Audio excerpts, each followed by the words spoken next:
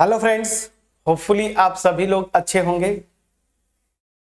तो यहाँ पे आपको जो लास्ट वीडियो में हम जहां पे कर रहे थे कॉल आ जाता है फ्रेंड्स, तो ठीक है। एनीवेज मैं वहीं से कंटिन्यू करता हूं फ्रेज। तो चलिए, आपने वीडियो देखा था लास्ट वाला, यही कंटिन्यू ही कर रहे थे, तो वहीं से कंटिन्यू करते हैं। तो आपको एग्जाम में पूछेगा क्या, इस सर्कल का सेंटर और इसकी रेडियस। हम सेंटर निकालने की बात कर रहे हैं, थोड़ा सा थ्योरेटिकली समझते हैं कैसे निकालेंगे। मैंने आपको क्या बोला था ना, सेंटर मतलब क्या, ये n का कोऑर्डिनेट्स, और n के कोऑर्डिनेट्स की अगर मैं बात बोलूं, ठीक है ना, अगर n के कोऑर्डिनेट्स की अगर बात करनी है तो सीधी सी बात है, मैं करूंगा क्या, ध्यान दीजिएगा।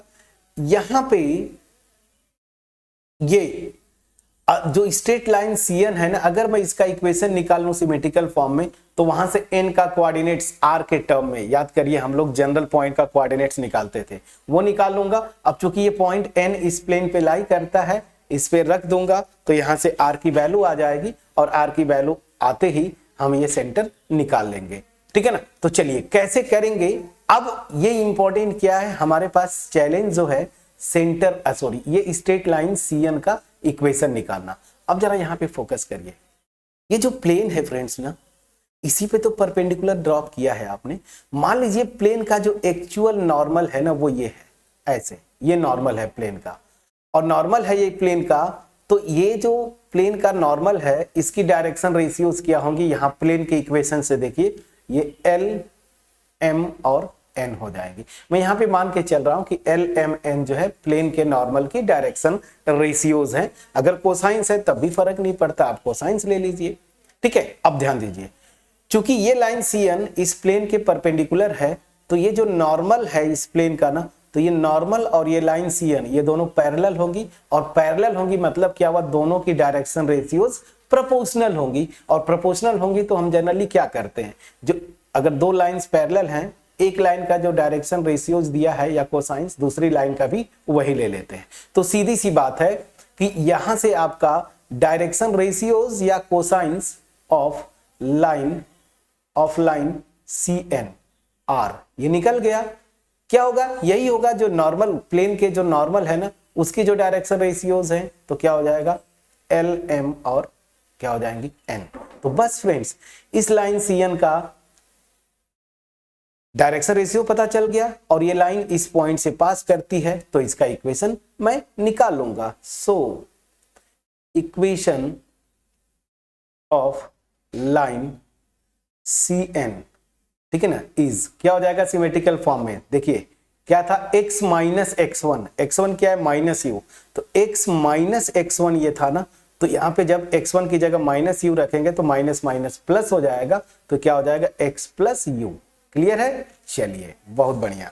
तो यहाँ पे आ जाएगा आपका x plus u by direction ratio corresponding L, तो यहाँ पे L, this is equal to same y minus y1, y1 क्या है माइनस b है, तो ये हो जाएगा y plus b upon m ना, this is equal to z minus z1, z1 क्या है माइनस w, तो प्लस w अपॉन n। ये हो जाएगा इस स्ट्रेट लाइन का इक्वेशन, और यहां पे मान लीजिए r, यही से जनरल पॉइंट का कोऑर्डिनेट हम निकाल लेते थे ना। सो लेट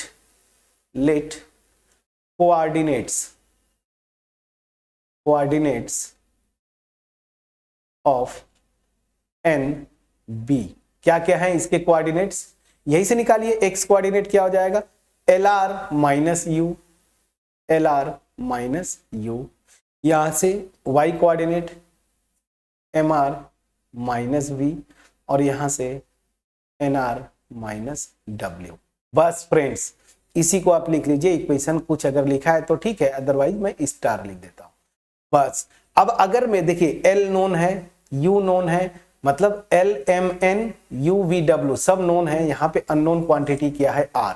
अब इस R को निकालना है, कैसे निकालेंगे, क्योंकि ये पॉइंट N जो है ना, जो गिवन प्लेन है इस पे लाई करता है, तो जहां x है y है z है, वहां पे x की जगह ये LR माइनस u, y की जगह MR माइनस v, और z की जगह nr माइनस w आप रख देंगे तो यहां से r की वैल्यू आ जाएगी और r की वैल्यू आ गई, यहां पे पुट कर देंगे, n का कोऑर्डिनेट्स आ गया, यही क्या हो जाएगा, सेंटर हो जाएगा सर्कल का। अब कुछ लोगों को कंफ्यूजन ये होगा कि सर सर्कल तो एक्स वाई प्लेन में होता है ना, मतलब उसका कोऑर्डिनेट्स तो हम लोग अल्फा बीटा टाइप का सीखे थे, यहाँ पे तो 3 कंपोनेंट आ रहे हैं। फ्रेंड्स हम जो कुछ भी यहाँ पे बात कर रहे हैं 3D में बात कर रहे हैं, तो ये जो पॉइंट n है आपको ये उस सर्कल का सेंटर है, लेकिन ये हम डील कहाँ पे कर रहे हैं, 3D में, तो इसलिए ये पॉइंट जो बात करते हैं स्पेस में, तो इसलिए ये पॉइंट जो है सर्कल का सेंटर वो हम इस तरीके से आप लेंगे 3, ऑब्वियस सी बात है स्पेस में लेना है ना, तो 3 कंपोनेंट्स आएंगे x y और z। क्लियर हो गया? चलिए ये भी डाउट क्लियर हो गया होगा। बस अब क्या करेंगे, बाय पुटिंग, ऐसे लिख देता हूं, put n in equation 1, sorry equation 2, plane के इक्वेशन में आप पुट करेंगे, इक्वेशन 2 है 2, क्यों, यहां पे रीजन मैं दे देता हूं as n lies on the plane 2, ठीक है ना। सो इस प्लेन पे लाई करेगा तो उसको सेटिस्फाई करेगा, ये 2 है, और यहां से वी गेट r ना, r निकल जाएगा, वी गेट दिस r, और जैसे ही r निकल गया इस इक्वेशन स्टार में रख के सेंटर निकल जाएगा। तो सर्कल का सेंटर निकालने का तरीका मैंने बताया, इस तरीके से आप निकालेंगे। अब दूसरा चीज क्या पूछता है, इस सर्कल की रेडियस NP। अब जरा यहां पे फोकस करिए, NP बहुत आसान है, ये राइट एंगल ट्रायंगल फॉर्म करेगा, ये 90 डिग्री है ना। यहां पे देखिए CP नोन है आपको, CP तो रेडियस है, ये तो नोन है, स्फीयर की रेडियस है, ये तो नोन है। अब अगर मुझे निकालना क्या है NP, तो मैं CN निकाल लूं तो मेरा NP निकल जाएगा राइट एंगल ट्रायंगल में। तो चलिए अब यहां पे आपसे अगर पूछे कि रेडियस निकालिए फॉर CN नहीं, NP है ना, फॉर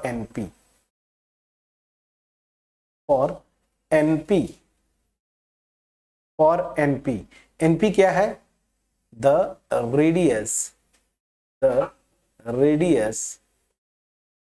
ऑफ द स्फीयर, ये स्फीयर की रेडियस है, इसके लिए हम बात करेंगे। तो NP जो है रेडियस है स्फीयर की, ओके। ये निकाल, सो हो मैं स्फीयर क्यों लिख रहा हूं, देखिए मैं, आप भी बोलेंगे सर पागल हो गए क्या। सो NP क्या है, सर्कल का रेडियस है ना, तो the radius of the circle, ठीक है ना, सर्कल की रेडियस निकालनी है, तो NP सर्कल की रेडियस है फ्रेंड्स ना। तो चलिए ये कैसे निकालेंगे NP, तो आता हूं सीधे सीधे, इन राइट एंगल ट्रायंगल, क्या आप ऐसे नाम दे दीजिए CNP, पाइथागोरस थ्योरम लगाइए, क्या हो जाएगा, यहाँ पे हाइपोटेन्यूज का square CP square, this is equal to perpendicular CN square plus NP square. अब मुझे यहां से चाहिए क्या, NP स्क्वायर चाहिए ना, मतलब NP ही तो मुझे निकालना है ना, सर्कल की रेडियस। तो यहां पे ये क्या हो जाएगा, CP square minus CN square, बस फ्रेंड्स इसको डबल स्टार। अब CP तो मुझे पता है, CP तो स्फीयर की रेडियस है ना, CP कहां मैंने लिखा, रेडियस ऑफ स्फीयर, ये तो मुझे पहले से ही पता है। अब मुझे क्या निकालना है, CN निकल जाएगा, इस इक्वेशन में रख दूंगा तो NP निकल जाएगा। NP क्या है, सर्कल की रेडियस। अब देखिए CN कैसे निकालेंगे, CN निकालना मेन है, तो CN क्या है फ्रेंड्स, अभी जस्ट प्लेन वाले चैप्टर में आपने देखा था, ये पॉइंट मुझे पता है, और इस पॉइंट, ये CN है क्या, इस प्लेन से परपेंडिकुलर डिस्टेंस है, परपेंडिकुलर डिस्टेंस आप फार्मूला जानते हैं तो फटाफट निकाल लेंगे। सो अब मैं आता हूं नाउ, CN निकालेंगे आप, ये बहुत आसान है, ये है क्या, perpendicular distance of C from the plane to plane का इक्वेशन देखिए आपने यहां पे लिखा हुआ है। तो परपेंडिकुलर डिस्टेंस आप निकालना जानते हैं, क्या हो जाएगा, XYZ की जगह इस पॉइंट के कोऑर्डिनेट से रिप्लेस करते थे, तो क्या हो जाएगा, सिंपल सी बात है, देखिए अब यहां पे सीधा सीधा आ जाते हैं, तो ये क्या हो जाएगा, CN मॉड में क्या था प्लेन का इक्वेशन, मैं एक बार लिख देता हूं, Lx plus m y plus n z equal to D1 लिखा था, इधर लाएंगे minus D1, this is equal to 0। D1 होगा, आपको दिखेगा नहीं ना, स्क्रीन के उधर चला जा रहा है तो आपको बाद में कंफ्यूजन होगा। प्लेन का इक्वेशन देखिए ये था, मैं इसको बाद में इरेज कर दूंगा, Lx plus m y plus n z, minus है तो ठीक है माइनस ही कर लीजिए, D1 this is equal to 0, बस इसी में रखिए। क्या करेंगे, x की जगह माइनस यू, सेंटर का कोऑर्डिनेट माइनस यू, y की जगह माइनस बी, z के प्लेस पे minus w, u v w था ना, तो माइनस यू माइनस बी और माइनस w, तो क्या हो जाएगा minus l u minus m v फिर माइनस एन डब्ल्यू और यहां से माइनस D1 अपॉन क्या था, जो प्लेन के नॉर्मल के डायरेक्शन रेशियोज है उनका स्क्वायर का सम, तो l square plus m square plus n square, ये मॉडुलस में। ठीक है, अब ध्यान दीजिए, अगर प्लेन के नॉर्मल का ये डायरेक्शन कोसाइंस होंगे तब तो ये 1 आ जाएगा, रेशियोज होंगे तो ये फार्मूला। अब ध्यान दीजिए, Cn निकल गया, Cp पहले से पता है, इस इक्वेशन में रखेंगे तो मेरा रेडियस निकल जाएगा Np, जो कि क्या है, इस सर्कल का रेडियस। तो मैंने आपको डिटेल में थ्योरी एक्सप्लेन किया, क्योंकि यहां से इक्वेशन आपके एग्जाम में अक्सर बनते हैं कि जब प्लेन इंटरसेक्ट करता है किसी भी स्फीयर को तो सर्कल पे इंटरसेक्ट करेगा, तो फुल क्वेश्चन बनेगा, तो आपको ये दोनों पूछते हैं, फुल बने या मे बी आपके क्वेश्चन पे डिपेंड करता है, शॉर्ट आंसर में भी आ सकता है, लॉन्ग आंसर में भी आ सकता है। तो आपको सेंटर पूछता है और रेडियस पूछता है किसका, जो ये सर्कल है। चीजें क्लियर हुई कि नहीं फ्रेंड्स? अगर कुछ भी डाउट होगा आपको कमेंट सेक्शन में लिखना है। वीडियो पसंद आई हो जरूर लाइक करिएगा, फ्रेंड्स के साथ शेयर करिए, चैनल को जरूर सब्सक्राइब करिएगा, ठीक है। बट अभी खत्म नहीं हुआ वीडियो, अभी जाना नहीं है, मैं इस पे न्यूमेरिकल एक करूंगा, लेकिन उससे पहले इसी कॉन्सेप्ट पे बेस्ड दो इंपॉर्टेंट कॉन्सेप्ट्स हैं या डेफिनेशंस हैं जो कि आपके एग्जाम में आते हैं, यहां से भी ना, तो मैं इसी से डिराइव कर रहा हूं, इसलिए मैं कॉन्सेप्ट कर देता हूं, लेकिन अल्टीमेट ये डेफिनेशन भी है। क्या? Great circle. क्या? ग्रेट सर्कल ये क्या होता है, तो ये डिफिनीशन ही भी है आपके शॉर्ट आंसर या फिर एमसीक्यू में, वेरी शॉर्ट आंसर या एमसीक्यू में पूछते हैं कि ग्रेट सर्कल क्या होता है। देखिए ग्रेट सर्कल होता क्या है, यही से समझाता हूं। जब कोई प्लेन किसी स्फीयर को इंटरसेक्ट करेगा ना, तो जो सेक्शन बनता है, सेक्शन मतलब ये जो सर्कल बनता है ना, ठीक है ना, तो ये सर्कल होता है। अब यही प्लेन जो इंटरसेक्ट कर रहा है ना, अगर ये प्लेन यहां से पास करे, समझिएगा ये जो प्लेन मैंने पीपी डैश लिया है, अगर जो गिवन स्फीयर है ना उसके सेंटर से पास करे, देखिए ये अगर सेंटर से पास कर जाता है तो ऑब्वियस सी बात है यहां पे भी एक सर्कल बनेगा इस तरह से, तो इसी सर्कल को हम क्या बोलते हैं, ग्रेट सर्कल। क्या बोलते हैं? Great circle. तो डेफिनेशन अगर आपसे पूछे तो क्या होगा कि जब प्लेन किसी गिवन स्फीयर को इंटरसेक्ट करे, ठीक है ना, तो इस तरह से इंटरसेक्ट करे कि वो प्लेन सेंटर से पास करे, तो जो सर्कल बनता है उसी को हम क्या बोलते हैं, ग्रेट सर्कल। अब ग्रेट सर्कल क्यों बोल देते हैं फ्रेंड्स, ये भी देख लीजिए, क्योंकि ये सबसे बड़ा सर्कल बनता है जब कोई भी प्लेन किसी स्फीयर को कट करता है। क्यों? इस केस में जरा ध्यान दीजिए, ये जो सर्कल बन रहा है ना, इसका सेंटर क्या है, एग्जैक्टली वही है जो स्फीयर का सेंटर है, और देखिए रेडियस भी वही हो जाएगी, ये रेडियस भी वही हो जाती है जो कि स्फीयर की रेडियस है। तो ग्रेट सर्कल की प्रॉपर्टी क्या होती है कि ग्रेट सर्कल का सेंटर और रेडियस एग्जैक्टली सेम होते हैं जो कि स्फीयर के होते हैं। मतलब स्फीयर और ग्रेट सर्कल के सेंटर्स और रेडियस सेम होते हैं। समझ में आ गया? तो ये इंपॉर्टेंट कॉन्सेप्ट है। तो ग्रेट सर्कल अब मैंने आपको एक्सप्लेन किया। तो ग्रेट सर्कल क्या है, जब प्लेन इस तरीके से इंटरसेक्ट करे कि वो प्लेन स्फीयर के सेंटर से पास करेगा, तो जो सर्कल बनेगा उसको क्या बोलते हैं, ग्रेट सर्कल। और उस केस में ग्रेट सर्कल का रेडियस और सेंटर स्फीयर के रेडियस और सेंटर के इक्वल होते हैं। तो चलिए वही मैं लिखता हूं, और इंटरसेक्ट कर रहा हूं फ्रेंड्स, तो बार बार अच्छी बुक्स अगर आप पढ़ेंगे तो सेक्शन बोलते हैं ना, तो चलिए वही मैं लिखता हूं, the section of sphere of a sphere by a plane by a plane passing through, मैंने आपको ऑलरेडी डिफाइन कर चुका हूं बट फिर भी लिखता हूं, पासिंग थ्रू, PASS है, passing through, passing through its centre, important क्या, इट्स सेंटर, मतलब स्फीयर के सेंटर से पास करता हुआ प्लेन जब इंटरसेक्ट करेगा तो जो सेक्शन, सेक्शन मतलब सर्कल बनेगा।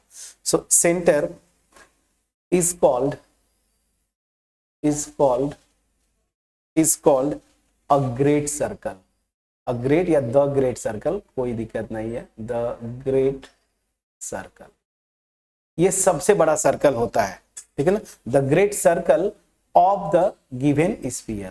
तो चलिए, the great circle of given, of given sphere, ठीक है ना, ऑफ गिवन स्फीयर, क्लियर हो गया।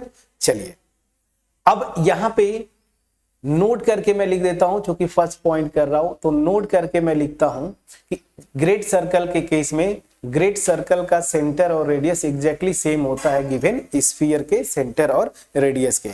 तो वही मैं लिख रहा हूं, द सेंटर, नोट करके, the centre,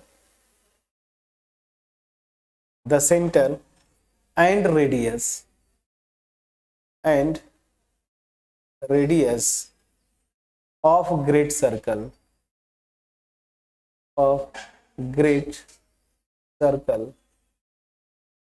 are the same, are the same as the sphere, या मैं पूरा लिख देता हूं, as the center, center and radius, radius of the sphere ना, of the given sphere। चलिए, मैं जो बताना चाहता था आपके पास पहुंच पाया होगा। तो इस केस में तो कभी भी ग्रेट सर्कल अगर आ जाए, ठीक है ना, या देखिए यहां से क्वेश्चन बड़ा आसानी से बना सकता है आपको MCQ वगैरह में, खास करके कि एक प्लेन दे देगा, स्फीयर दे देगा, बोलेगा कि इसका जो सेक्शन बनेगा, मतलब जो सर्कल बनेगा, उसका रेडियस और सेंटर निकालो। तो आप क्या करिए, सबसे पहले जब क्वेश्चन बने तो आप बस ये देखिए कि क्या प्लेन इसके सेंटर से पास करता है। पास करने का मतलब क्या है कि सेंटर निकाल लीजिए, एक्स की जगह सेंटर और वाई जेड की जगह सेंटर के कोऑर्डिनेट जो आएंगे वो रख दीजिए। अगर सेटिस्फाई करता है प्लेन तो दैट मीन्स क्या हुआ, उसके सेंटर से पास करता है, और दैट मीन्स क्या हुआ, जो सेक्शन बनेगा वो ग्रेट सर्कल होगा, और ग्रेट सर्कल बन गया तो सेंटर और रेडियस एग्जैक्टली सेम होंगे जो कि इस स्फीयर का। तो बस स्फीयर का सेंटर और रेडियस निकाल दीजिए, वही क्या हो जाएंगे, करेस्पॉन्डिंग ग्रेट सर्कल के सेंटर और रेडियस। समझा पाया कि नहीं फ्रेंड्स, प्लीज बोलिएगा। तो चलिए, अब यहां से ग्रेट सर्कल हमने सीख लिया। एक और कॉन्सेप्ट है जो कि अक्सर आपके एग्जाम में, खास करके जब रिटेन एग्जाम होते हैं वहां पे बार बार पूछता है। आपने देख लिया यहां पे, इस पूरे कॉन्सेप्ट से देखा कि जब एक प्लेन इंटरसेक्ट करता है किसी स्फीयर को, यहां पे एरो पे ध्यान दीजिए, तो ये क्या बनता है, एक सर्कल बनता है। तो इसीलिए सर्कल का जब इक्वेशन रिप्रेजेंट करते हैं ना, तो आपको ये स्फीयर और प्लेन का इक्वेशन साथ साथ दे देता है। अगर साथ साथ लिखेंगे तो आप, वो बोलता क्या है कि ये सर्कल को रिप्रेजेंट करता है। तो मतलब सम टाइम सर्कल के इक्वेशन को combine equation of a sphere and a plane के फॉर्म में लिख सकते हैं। तो चलिए, वही मैं बोल रहा हूं, ये सेकेंड बड़ा इंपॉर्टेंट कॉन्सेप्ट है। तो कभी भी अगर एक साथ सर्कल और प्लेन का इक्वेशन, सॉरी स्फीयर और प्लेन का इक्वेशन दिख जाए, मतलब वो सर्कल को रिप्रेजेंट करता है। तो वही मैं लिख रहा हूं, क्या, द इक्वेशन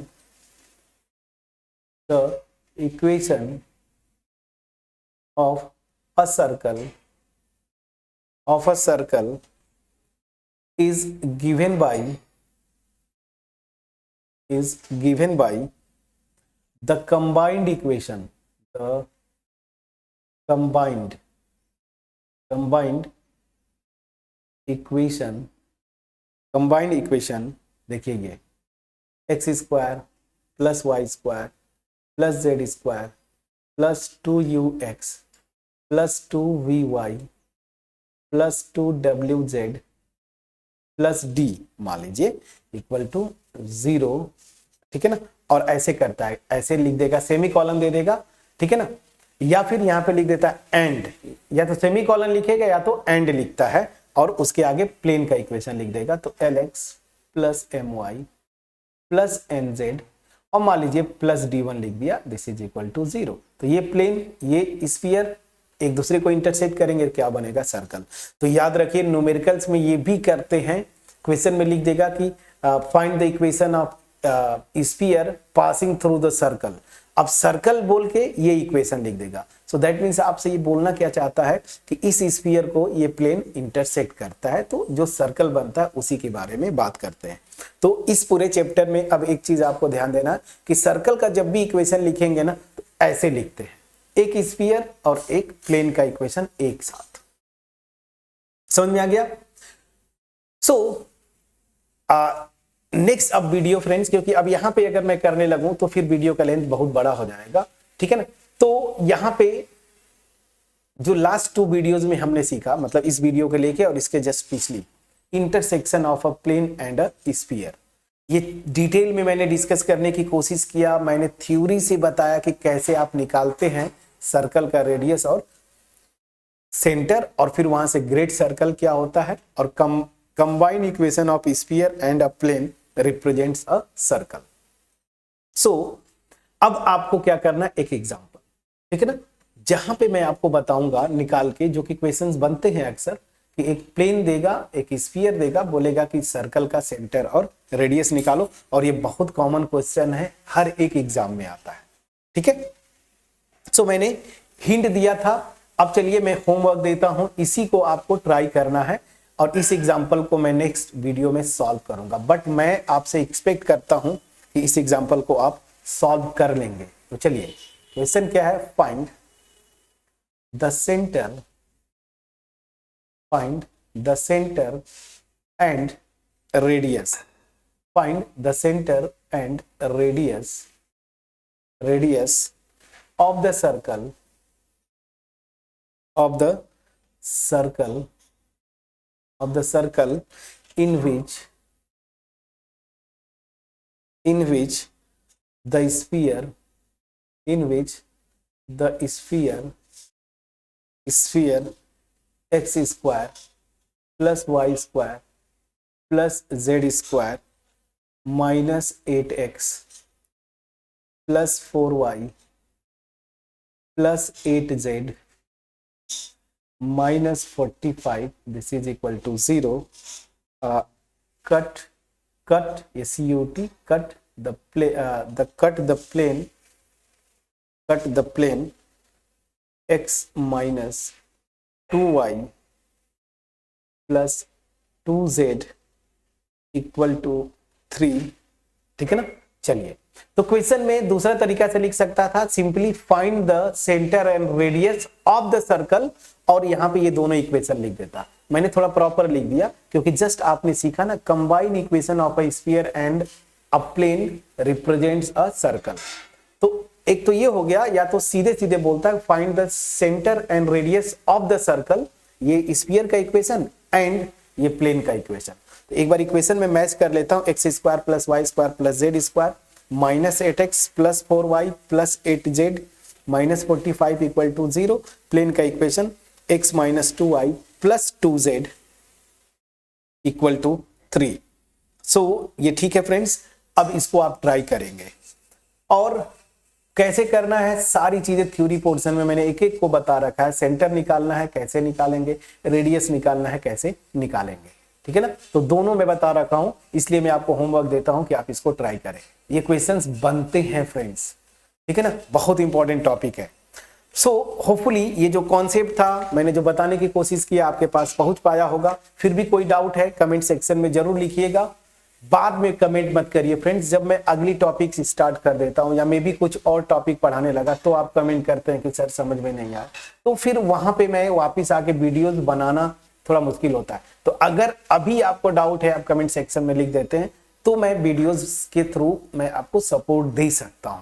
हालांकि मैंने पूरी कोशिश की है कि कहीं से कोई डाउट ना हो, इसी से आपको सब कुछ समझ में आ जाना चाहिए। बस आप इसके अलावा एक आध दो एग्जांपल्स और कर लेंगे तो कॉन्सेप्ट बिल्कुल क्लियर हो जाएगा। बट फिर भी डाउट है कमेंट सेक्शन में लिखेंगे। वीडियो अच्छी लगी फ्रेंड्स के साथ शेयर करिए, चैनल को जरूर सब्सक्राइब करिए। ठीक है, मिलते हैं नेक्स्ट वीडियो में, तब तक अपना ख्याल रखें, पढ़ाई करें और उस वीडियो में हम इसी एग्जाम्पल को सॉल्व करेंगे डिटेल में जाके। ठीक है, चलिए, थैंक यू सो मच।